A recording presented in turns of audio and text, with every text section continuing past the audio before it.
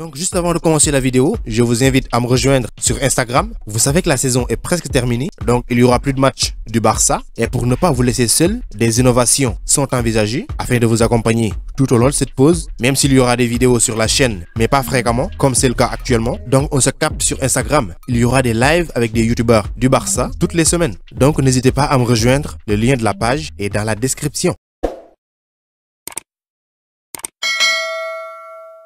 Alors, chers amis, ravi de vous retrouver pour une nouvelle vidéo, toujours dans l'actualité du Barça. 52 matchs, soit 3486 minutes dans les jambes, 4 buts marqués, 5 passes décisives, 2 cartons jaunes cette saison. Il est sans doute l'une des révélations de cette saison côté FC Barcelone. Vous l'aurez compris, c'est une vidéo spéciale sur la saison exceptionnelle du jeune espagnol de 18 ans, Pedri González. On verra tout cela ensemble, détail par détail, dans cette vidéo.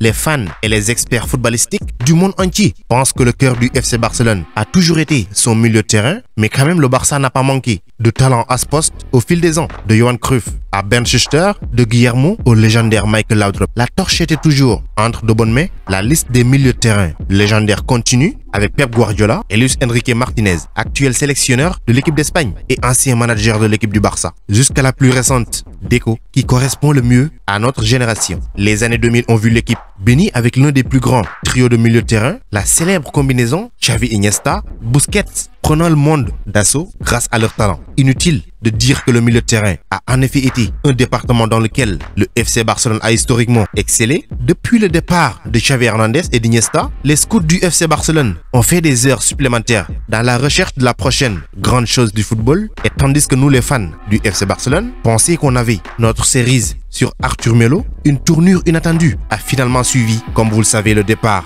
forcé d'Arthur Melo vers la Juventus, ce qui a ouvert les opportunités au poste de milieu de terrain, mais aussi avec l'arrivée de Ronald Koeman, le FC Barcelone a fait ses adieux à Ivan Rakitic, parti au FC Séville, et Arturo Vidal à l'Inter de Milan. La rafale soudaine de départ a été une étape critique vers la restauration d'un milieu de terrain qui saignait, le rouge et le bleu, comme les couleurs du club. Soulagement, peut-être oui, à cette époque-là, avec la signature de Pedri González pour un maigre montant de 5 millions d'euros. Bon, c'est le montant qu'ils nous ont fait croire, je parle de Bartomeu et de sa direction, mais bref, l'accord avec Las Palmas a été signé le 2 septembre 2019 et effectif le 1er juillet 2020. Au moment de son arrivée en Catalogne, il n'avait que 17 ans et tous les signes indiquaient une implication minime dans l'équipe première. Et d'ailleurs, selon des rapports récents, Ronald Koeman faisait pression à la direction à l'époque pour le départ en prêt de Pedri González. Cependant, c'est Ramon Planes, le secrétaire technique, qui avait refusé. Depuis lors, Pedri González a fait plus de 50 apparitions pour le club catalan, 52 pour être précis. Un exploit dont très peu de joueurs peuvent se vanter. En fait, les doutes sur son temps de jeu se sont transformés en inquiétude quant à son épuisement. Et heureusement qu'il a pris les vacances avant les autres. Il a commencé sa carrière dans la capitale catalane en tant que remplaçant de Philippe Coutinho, puisque le Brésilien était le médiateur dans la fameuse configuration du 4-2-3-1 qu'avait choisi Ronald Koeman à ses débuts, et le joueur de 18 ans était tout simplement un habitué du banc. C'est contre Getafe qu'il a fait ses débuts complets pour l'équipe, laissant tomber une performance élégante. Il marquera alors son premier but sous les couleurs catalanes dès le prochain match, sortant du banc contre le Ferencváros. C'était en Ligue des Champions. Impressionné par la polyvalence du jeune de 17 ans, Ronald Koeman lui a offert une énorme opportunité contre la Juventus à l'Allianz Stadium. Eh bien, quel jeu ce serait selon vous? Alors cette nuit-là, Pedri González s'est annoncé au monde en grand style. Il a joué avec le flanc gauche de la Juventus comme nul autre sur le terrain.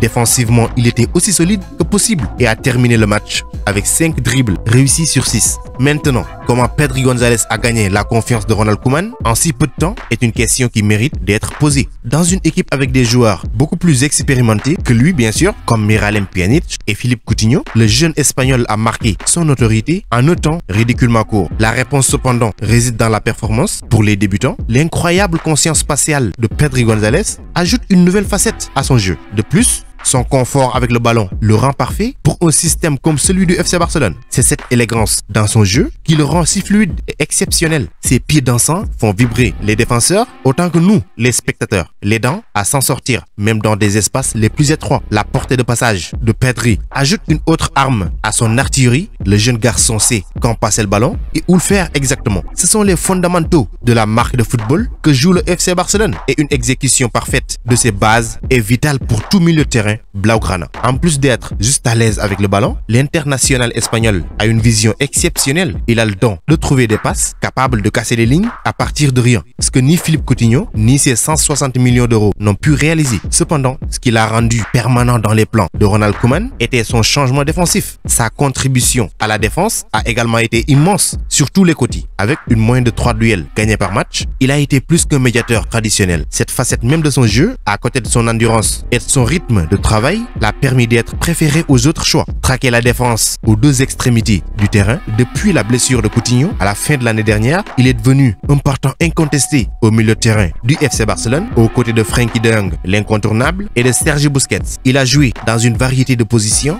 bien qu'il ait commencé en tant que milieu de terrain offensif dans la configuration du 4-2-3-1. Il a rapidement été poussé dans un rôle de milieu de terrain défensif pour accueillir plus de puissance de feu à l'avant. Bien qu'il n'ait pas mis en place une mauvaise performance, ce nouveau rôle acquis masquait la magie du Canarien. Le meilleur du joueur vient sans aucun doute de la gauche. Cependant, au fur et à mesure que la saison avançait, Frenkie de Jong s'est vu attribuer un rôle plus avancé et Pedri González étant lui repoussé. Le passage au 3-5-2 fait du bien à des joueurs comme Jordi Alba, Gérard Piqué et Busquets, mais le jeune espagnol a été l'un des rares à en être blessé, avec des arrières comme les ailes jouant dans un rôle plus avancé et le milieu de terrain étant plus encombré, c'est-à-dire à 5, il a eu du mal à recréer ses chiffres. Ceci est clair dans la diminution du nombre de buts marqués et de passes décisives. Cependant, cela n'enlève rien à ses contributions et son implication dans le jeu. Donc c'était tout pour cette vidéo. Merci de l'avoir regardé jusqu'à sa fin. Continuez à vous abonner à la chaîne, mais n'oubliez pas d'activer la cloche de notification. Vous êtes les meilleurs. Ciao, à bientôt.